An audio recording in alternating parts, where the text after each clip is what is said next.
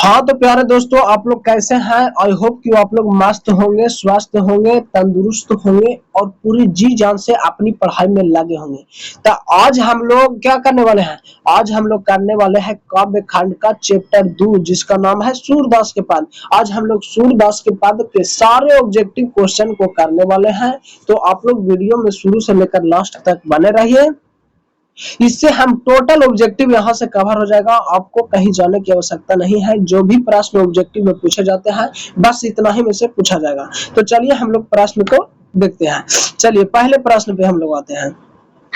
देखिए पहला प्रश्न है, सूरदास की कौन सी रचना है? बताइए सूरदास की कौन सी रचना है? तो सूरदास की रचना आप लोग बताइए। तो सूरदास की रचना है पद। पद option D is the right answer है। क्वेश्चन नंबर आते हैं हम लोग कैमे पे, दूसरे पे। सूरदास किस भक्ति के कवि थे? तो सूरदास कवि थे, वो थे कृष्ण भक्त कवि थे। वो कृष्ण जी का गुणगान करते थे, कृष्ण भक्त कवि थे। क्वेश्चन नंबर आते हैं हम लोग तीसरे पर। सूरदास किस भाषा के प्रसिद्ध कवि थे?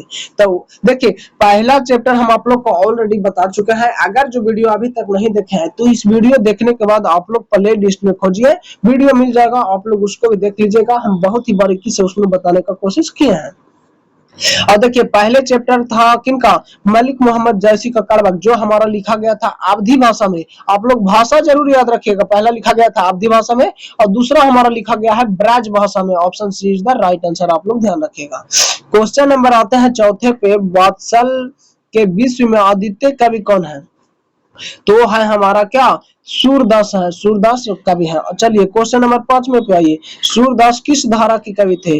तो सूरदास कृष्ण श्रेयी भक्ति की कवि थे, कृष्ण धारा के कवि थे। चलिए क्वेश्चन नंबर 6 पे आते हैं। कृष्ण कहाँ बैठकर भोजन कर रहे हैं? तो कृष्ण नंद की गोद में, कृष्ण अपने पिताजी नंद के गोद में वो बैठकर भोजन कर रहे हैं।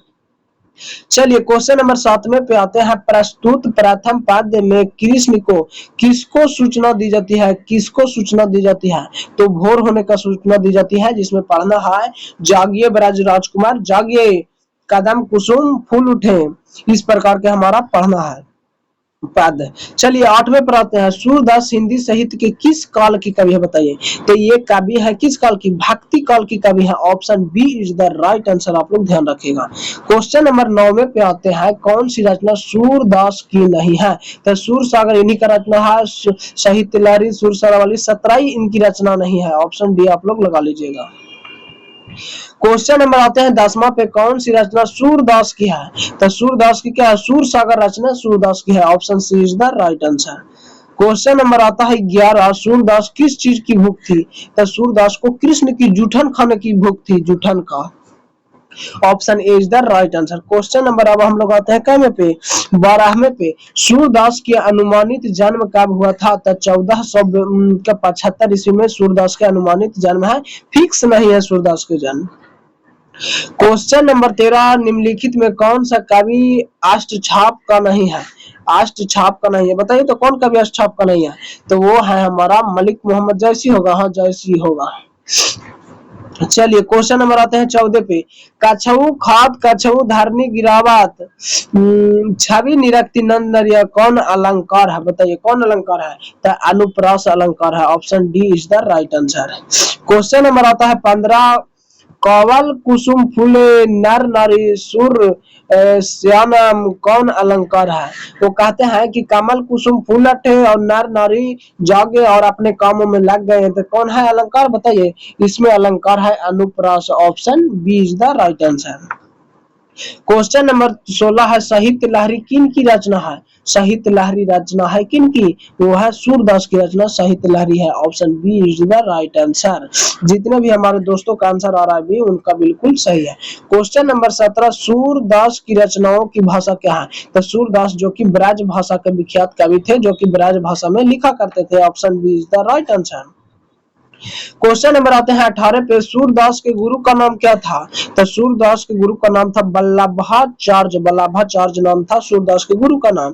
क्वेश्चन नंबर आते हैं 19वें पे। सूरदास किस मार्ग के दीक्षित हुए? सूरदास किस मार्ग में दीक्षित हुए थे? वो हुए थे पुष्टि मार्ग में दीक्षित हुए थे। Option C is the right answer. Question number 20वां है, वल्लभाचार्य से मिलने के पूर्व सूर्य किस भाव के पद गाते थे? किस भाव के पद गाते थे? तो दय भाव के पद गाते थे। Option C is the right answer.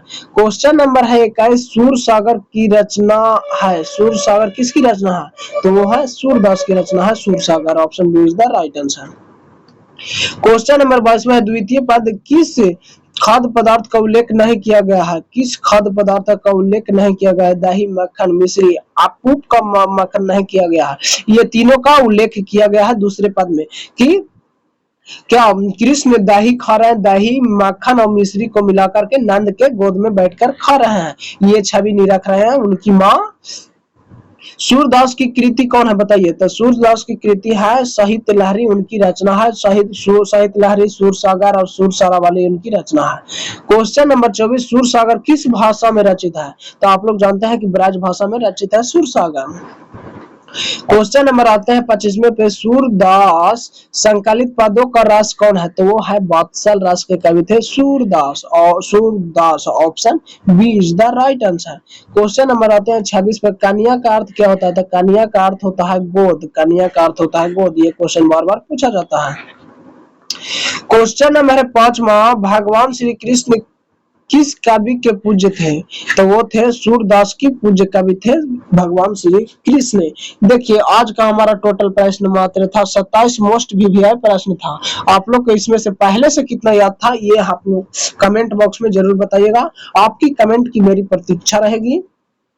और एक छोटी सी रिक्वेस्ट है, अगर वीडियो अच्छा लगा होगा तो वीडियो को प्लीज लाइक कीजिएगा, और अभी तक इस चैनल पे नए होंगे तो चैनल को सब्सक्राइब कर लीजिएगा और बेल आइकन को ऑन कर लीजिएगा, और अपने दोस्तों में प्लीज एक बार शेयर जरूर कीजिएगा। चलिए तो आज के लिए बस इतना ही, मिलते हैं नेक्स्ट वीडियो के साथ, तब तक के लिए जय हिंद।